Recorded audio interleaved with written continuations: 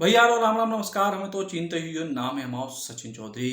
बुंदेली बौछार पे एक सीरीज चल रही है आज़ादी के गुमनाम योद्धा जी में हम आज़ादी आंदोलन की कोई ऐसी कहानियां बता रहे जो शायद बहुत बड़े वर्ग के लोगों को पतो ही ना हो गए। और एक के तहत आज हम आपको कहानी ले आए हैं मध्य प्रदेश और उत्तर प्रदेश की सीमा पे चित्रकूट की, जो भगवान श्री राम की तपोस्थली रही है। और आज़ादी के पहले आंदोलन यानी 1857 से ठीक 15 साल पहले धर्मनगरी चित्रकूट में अंग्रेजों के खिलाफ एक ऐसा आंदोलन खड़ा हुआ जिससे अंग्रेजी हुकूमत हिल गई थी। और बड़ी बात यह थी कि पूरे आंदोलन में हिंदू मुसलमान मिलकर लड़े, वो भी गौ हत्या के खिलाफ।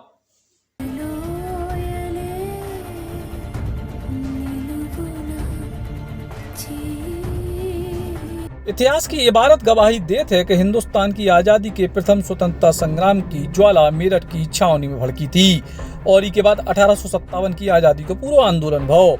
लेकिन इन ऐतिहासिक तथ्यों के पीछे एक बड़ी सच्चाई भी गुम है कि आज़ादी की लड़ाई शुरू करने वाले मेरठ के संग्राम से भी 15 साल पहले बुंदेलखंड की धर्म नगरी चित्रकूट में एक क्रांति को सूत्रपात भाव। तो पवित्र मंदाकिनी नदी के किनारे गौ वध के खिलाफ हिंदू मुस्लिम एक हो गए थे और मऊ तहसील में अदालत लगा के 5 फिरंगी अफसरों को फांसी पे लटका दो। तो इसके बाद जब अंग्रेजों ने या उनके कोनो पिछलग्गू ने बुंदेलों की शान में गुस्ताखी को प्रयास करे सो उनको सिर कलम कर दोगा। और ये पूरी क्रांति के नायक हते बुंदेलखंड के हर बोले। दरअसल संघर्ष की दास्तान को आगे बढ़ावे में बुर्का नशी महिलाओं की घाघरा पलटन की भी अहम हिस्सेदारी थी। आज़ादी के संघर्ष की पहली मसाल सुलगावे वाले बुंदेलखंड के रणबांकुरे इतिहास के पन्नों में जगह नहीं बना पाए, लेकिन उनकी शूरवीरता की तस्दीक अंग्रेज अधिकारी खुद कर गए। अंग्रेज अधिकारियों द्वारा लिखे बांदा गजट में एक ऐसी कहानी दफन है जिसे बहुत कम लोग जानते हैं। गजेटियर के पन्ने पलटवे पे मालूम चलत कि 1857 के विद्रोह के 15 साल पहले चित्रकूट में क्रांति की चिंगारी भड़की थी।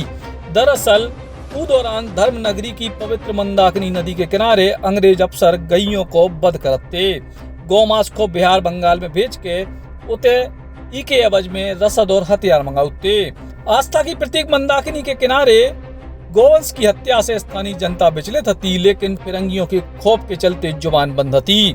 कछु लोगों ने हिम्मत दिखाई, मराठा शासकों और मंदाकिनी पार के नया गांव के राजाओं से फरियाद लगाई, लेकिन दो ही शासकों ने अंग्रेजों की मुखालफत करने से इनकार कर दो। गुहार बेकार गई। नतीजे में सीने के भीतर प्रतिशोध की ज्वाला धधकत रही। यही दौरान गांव-गांव घूमने वाले हर बोलों ने गौकशी के खिलाफ लोगों को जागृत करना शुरू करे। फिर 1842 के जून महीना की 6 तारीख को वो कांड जी को उम्मीद नहीं थी। हजारों की संख्या में निहत्थे मजदूर, नौजवान और बुर्का नशी महिलाओं ने मऊ तहसील को घेर लो। फिरंगियों के सामने बगावत के नारे बुलंद करे। खास बात जाती के गौकशी के खिलाफी आंदोलन में हिंदू मुस्लिम बराबर से भागीदार हते। तहसील में अंग्रेजों के खिलाफ आवाज बुलंद भई सो बुंदेलों की भुजाएं फड़कन लगी। देखते ही देखत अंग्रेज अफसर बंधक हो गए। ई के बाद पेड़े के नीचे जनता की अदालत लगी। बाकायदा मुकदमा चला के 5 अंग्रेज अफसरों को फांसी पे लटका दो गो। जन क्रांति की ज्वाला मऊ में दफन होने के बाद राजापुर बाजार पहुंची। उते अंग्रेज अफसर खदेड़ दे गए। वक्त की नजाकत को देखत भय मरका और समगरा के जमींदार भी आंदोलन में कूद पड़े। 2 दिन बाद 8 जून को बबेरू बाजार सुलगे तो उते के थानेदार और तहसीलदार को जान बचा के भागने पड़े। जोहरपुर, पेलानी, बीसलपुर, सेमरी से अंग्रेजों को खदेड़ने के बाद तिनवारी तहसील दफ्तर में क्रांतिकारियों ने सरकारी रिकॉर्डों को जला के 3000 रुपया लूट ले। आजादी की ज्वाला भड़कने पे गोरी हुकूमत ने अपने पिट्ठू शासकों को हुक्म जारी करे क्रांतिकारियों को कुचलवे के लाने कई। ई पे पन्ना नरेश ने 1000 सिपाही, 1 तोप, 4 हाथी और 50 बैल भेजे। छतरपुर की रानी और गौरियार के राजा के संग ही अजयगढ़ के राजा की फौज भी चित्रकूट के लाने कूच कर गई।